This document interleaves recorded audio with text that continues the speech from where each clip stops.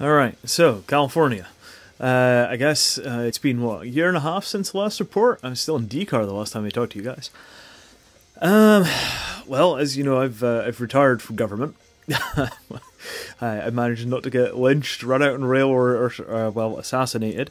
I haven't had anybody shoot at me in 2 and a bit months. It's a change. It's a change.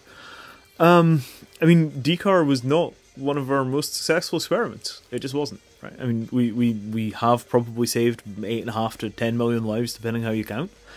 Gwembe, we pretty much have taken care of. But electronic democracy in a pre-democratic society is a freaking disaster, right? I mean, this is something that was, you know, the sociologists kind of knew. All this business about civil rights first, and then you can build democracy on top of them. You know, all of these things turn out to be true. So my feeling is that we have basically unleashed the electronic mob in DCAR, and it is not what I had hoped for, but it's better than the genocide. Right? I mean, if we want to get right down to brass tacks, electronic tribal councils implementing old school tribal laws with all of the old superstitions in place. What did you expect? A miracle? So yeah, I retired. I've started a small country. It's not entirely a shithole, but it's tough living, and I decided to get out. So now I'm in California, and you know, since California's troubles and the whole process of separating from the greater states and all the rest of that stuff, living conditions here have been complicated, not on anything like the conditions of level of complexity we had in DCAR, but enough that it was interesting, because, you know, I could have gone back to Iceland, I could have gone to Sweden, I could have gone, God, I could even return to London, but I'm not done. I'm just not done. So, basic game plan here is, what we've seen in governance from DCAR and from the slow kind of systemic failures we saw all the way through the teens, is that the world is more complicated than anybody could really handle. You know that, I know that. Nobody's really on top of the situation.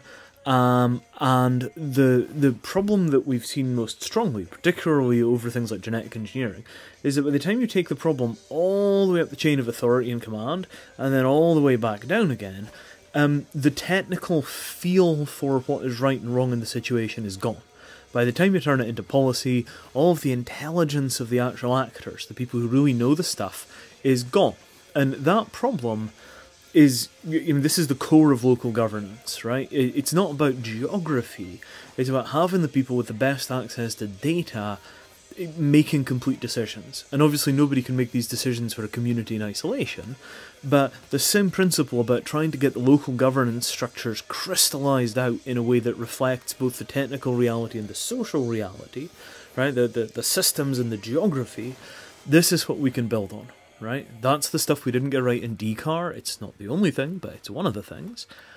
And here in California, we have an educated populace with a long democratic tradition. So we're building towns. Small towns.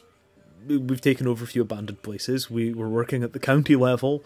We're electing law enforcement. We have our own sheriffs. We have our own sheriffs in a proper 21st century high bandwidth society.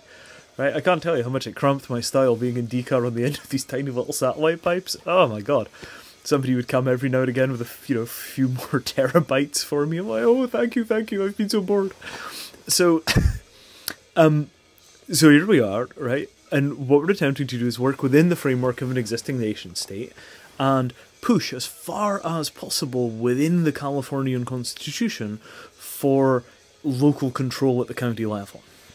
Starts with the sheriffs, works out through things like building codes. Of course we're building hex yards, we're back to all of the old school stuff that we were doing, but in a situation where the living is not nearly so hard.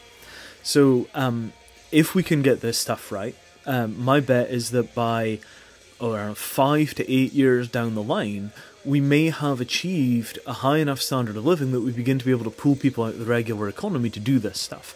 This is all the relocalization that the hippies talked about in the 60s and the 70s.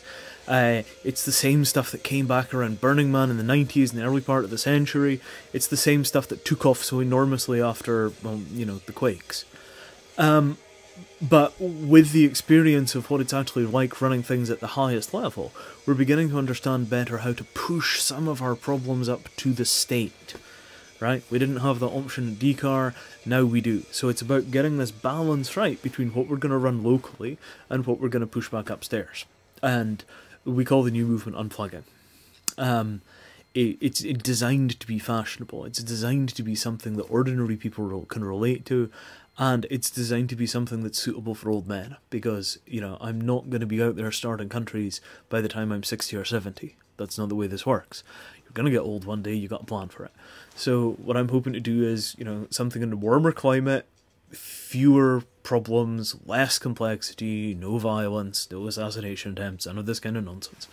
Back to basics for a while.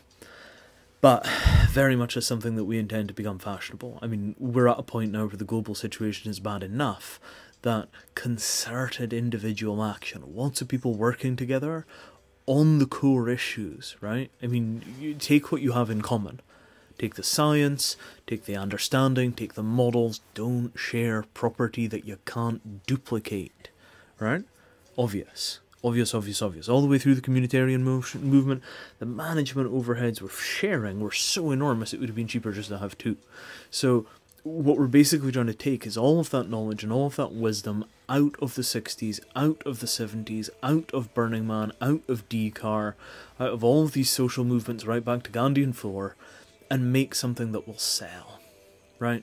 We need to be able to compete effectively with consumer capitalism and pull people out to a lifestyle that they prefer, and that's unplugging. So 5, 8, 10 years, by 2030, I seriously hope we'll have had an impact. Have a good night.